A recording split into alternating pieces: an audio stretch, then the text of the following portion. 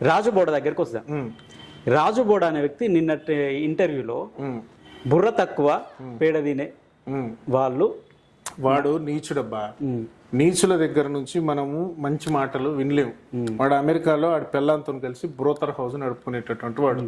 India నుంచి, బంగ్లాదేశ్ నుంచి, Myanmar నుంచి, నేపాల్ నుంచి, అక్కడక్కడ నుంచి వచ్చేటటువంటి పాస్టర్లకి వాడు పడక సుఖాన్ని ఇస్తాడు. వాడు బ్రోకర్ హౌస్ నడుపుకునేటటువంటి వాడు నీచుడు. వాడి స్థాయి అది. వాడు అలాగే మాట్లాడతాడు. అలా నీచంగా మాట్లాడేటటువంటి ప్రతి కుక్కకి మనం స్పందించాల్సినటువంటి అవసరం లేదు. వాడు వచ్చినప్పుడు, ఇండియాకి వచ్చినప్పుడు బైరి నరేష్ కంటే ఎక్కువ దెబ్బలు తిట్టాడు.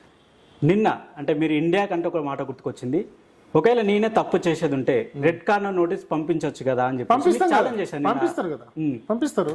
మీరు తీసుకొచ్చే ప్రయత్నం చేస్తారా? వాడిని ఎవరు తీసుకొస్తాడు? ఇప్పుడు రీసెంట్ గా ఒక సంఘటన జరిగింది, మీ అందరికి తెలిసిందే. ఎమ్మెల్యే షకీల్ ఉన్నాడు. షకీల్ ఇప్పుడు పంజాబ్